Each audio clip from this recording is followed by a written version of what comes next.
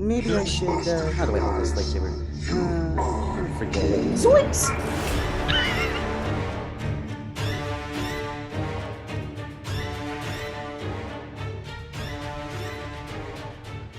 What's happening, everybody? We're here to review Obi-Wan Episode 3.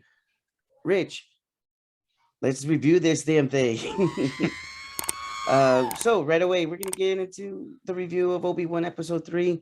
It starts off where it left off with Obi-Wan and Princess Leia in the cargo ship on its way to, I forget what the planet they're actually going in, but let's go ahead and get with with the Vader stuff, right? Yeah, It's that's all. time. That's what it was all about. It's time. It's Vader time. So, anyway, so we look at Vader right away. Rich, what did you think of Vader when they showed him in his castle? I mean, it was amazing. The fact that you got to see his entire outfit and everything finally for the first time. Right. They gave you just a little glimpse of just his face without the mask on the last episode. But yeah, it was nice to see him in his entire gear. Yeah, you know what stood out right away for me was the voice. James Yeah, Earl James Jones's Earl voice Jones. just straight up just you know what, it sounds even better than Rogue One and everything. But I probably had a little bit of AI into it Yeah, to feel to it, so to make it more the way it originally was. I mean, even the costume looked nice and crisp and everything, man. yeah, Sound menacing. He was talking to Riva at his castle through the hologram, and just the way he was saying, "I've been watching you, the sister." I'm like, oh yeah. man, that just got my bellows all risen up on my arms and everything. Like, okay.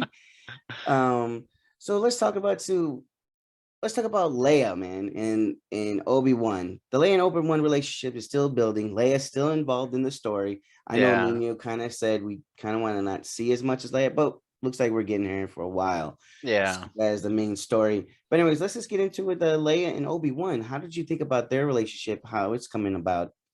I feel like it's getting better. I know the last episode we talked, I was like, a little too much Leia.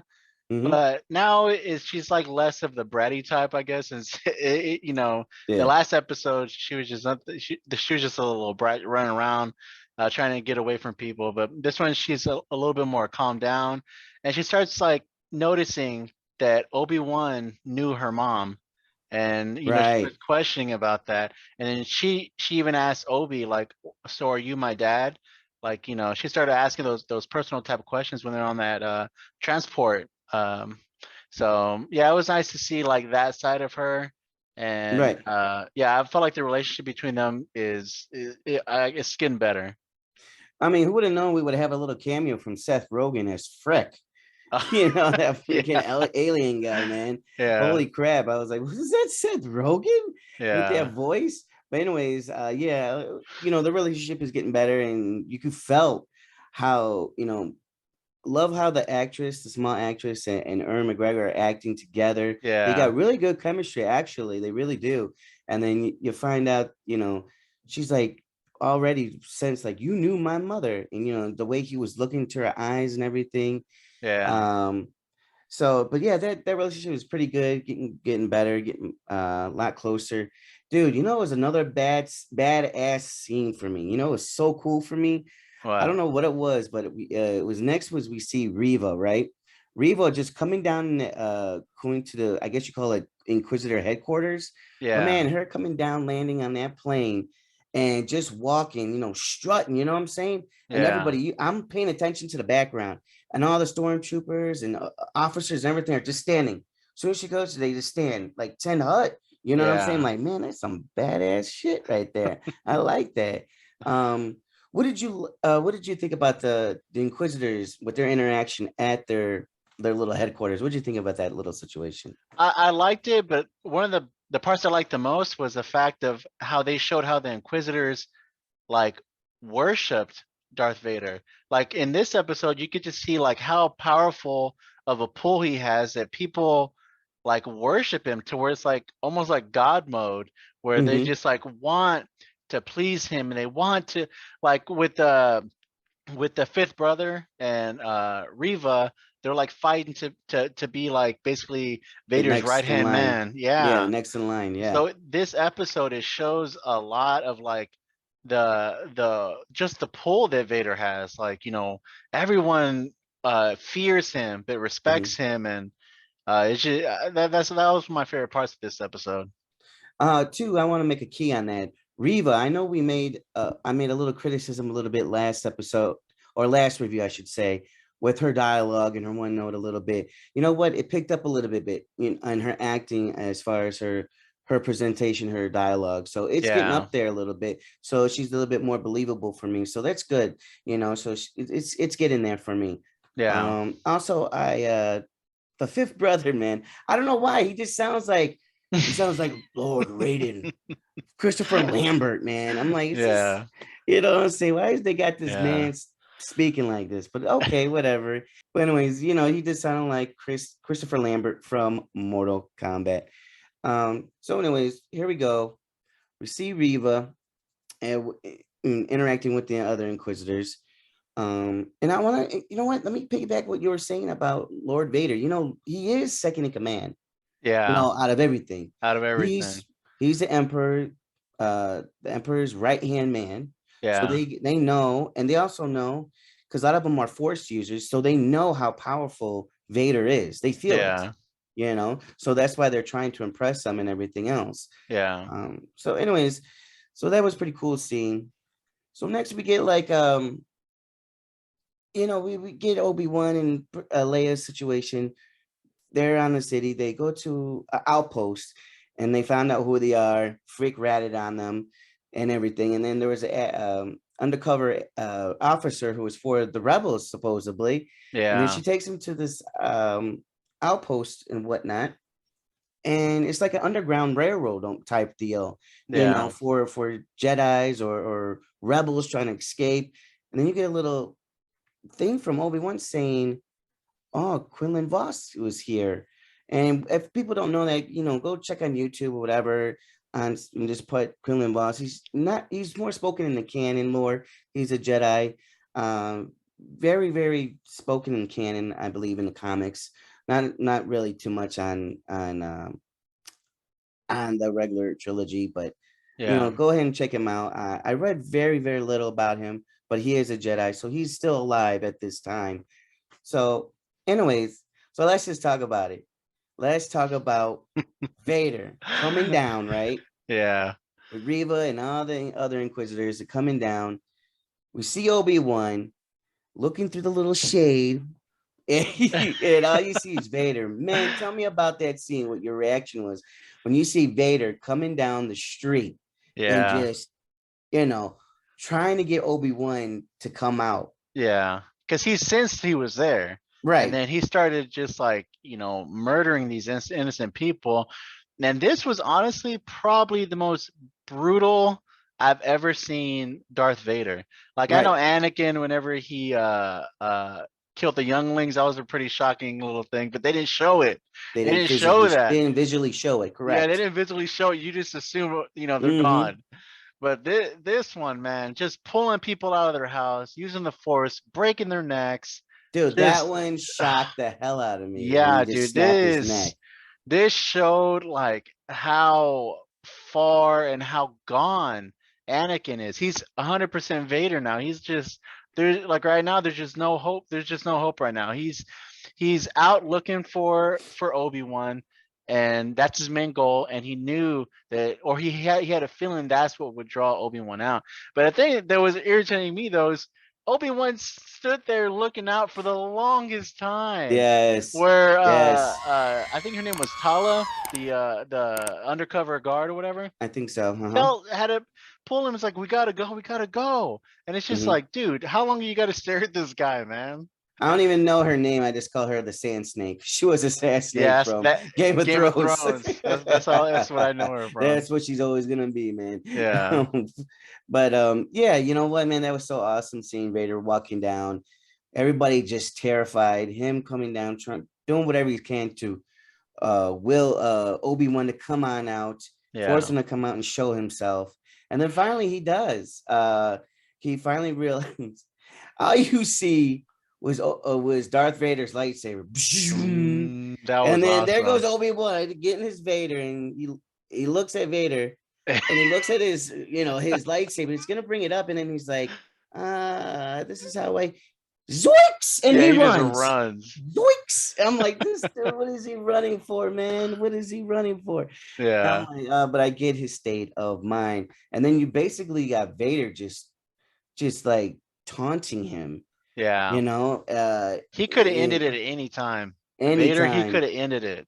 So what did you think of that fight? I know it's just an appetizer, but what did you Yeah. think of that little fight that they gave us, a little interaction between the two? Yeah, I loved it, especially the part with the whenever he set the ground on fire and he Mm, wanted Obi-Wan, like rather than just kill him instantly, he wanted him to suffer. He even said, "Now you're gonna feel, what I felt that whenever he just left him or left him burning with the lava and everything." But yeah. yeah, I love that entire scene. But the thing that I can't get out of my head is yet again these stormtroopers are the worst shots. I mean that freaking robot comes and grabs Obi-Wan, and again that was another time where Darth Vader could have just ended it. He could have just Yeah. force crushed that robot and grabbed Obi-Wan. But I don't know Yeah. what exactly he was thinking right there. But yeah, the stormtroopers, man, just constantly missing the shot whenever they saw the robot grabbing Obi-Wan. And he was going slow too. And they just Yeah, missed definitely. every shot. It was crazy. Yeah, I mean, that's one of the negatives. I have that too. It's the same thing. Well, let me go back. I love, like you said, where Vader has him. He's got him under the Force control and does the fire, and then it says, "Now it's your turn to suffer, Yeah. Obi-Wan," and he's burning him. I'm like, oh, and I'm like, okay, and just right away, with the Force, he blew out the flames, and then he Yeah. said, "Go get him." And then the sand snake, I'm gonna call her sand snake, blew up that one transmitter or whatever you want to call it, and Yeah. built this big old fire. Could have done the same thing. He just got away too Too easily, easily. just like in episode 1 with the fallen Jedi over there from the bar scene. Like they Yeah. just gave up. Again, I didn't understand that. And then, but you know what? Somebody did tell me. I don't know. I don't know if this is a kind of the concept, I guess, too. Maybe Darth Vader let him off a little easier because he knows how bad shape he is. So he wants him to suffer. He wants to keep haunting him Yeah. and make him suffer, maybe, which Yeah. could be true, I guess. But it just seemed like that it was just a couple feet away, I thought. It was like Yeah. maybe 25 feet away. You could have just grabbed him by the force again, Yeah. but it just looked like they got away just a little too easy. Really easy. Yeah, so that was a negative on that part too. Yeah. We'll come back to the negatives, but I just want to say one of my favorite moments too of that fight um, was Obi-Wan standing with his lightsaber, sees Vader, and he says, "What have you become?" And Vader Yeah. says, "I'm what you You made made me." me. I'm like, dude, that was a Yeah. good That line. was. Like, wow. So, the state of Obi-Wan, seeing him, how he's the lack of force and everything, Yeah. it's pretty cool. This is what I wanted to see out of Obi-Wan because he had to be distraught. He has Yeah. to be. And also with him in the beginning, we didn't get into was him trying to call Qui-Gon, Master, Yeah. help me, Master. Yeah. And I think I know why he can't.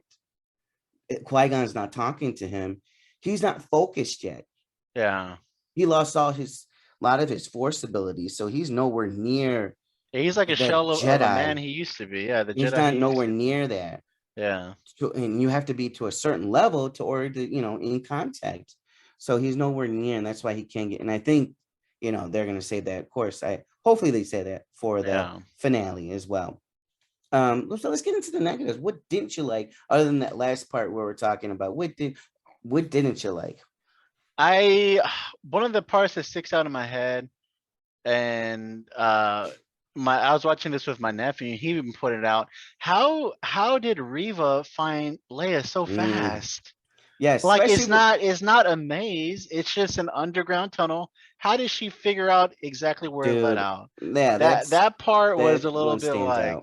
Hmm. yeah, that part It was a little literally, bit I don't know. They just like threw the story out the out the out the window, and there's like yeah, she just knows where the tunnel's they're gonna end, and she yeah, finds Leia. So yeah. Back to that part. That was one of the negatives for me because, episode one they had her moving like she was sweetness, yeah, as Walter Payton, and then all of a sudden, she had a hell of a head start on Reva. yeah, hell of a And head then it's like start. Reba must have teleported, dude. That's the Yeah, only way she got there before Leia did. So that was yeah, kind of like, okay, how did she get there so quickly? yeah. Anything else that popped out of you that You was a know little what? negative? You know what? Other than that, I mean this episode was 100% Vader, so Mm-hmm. I loved it. I loved it.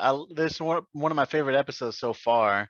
Mm-hmm. The only negative was that ending that I was talking about. But what about you? Do you have There's any other two little negatives? small things. There's two more small things that I had a little issue with. Hmm. The one was when, okay, I get it. There was a good sweet moment with Leia and Obi-Wan talking, but Frick is right there.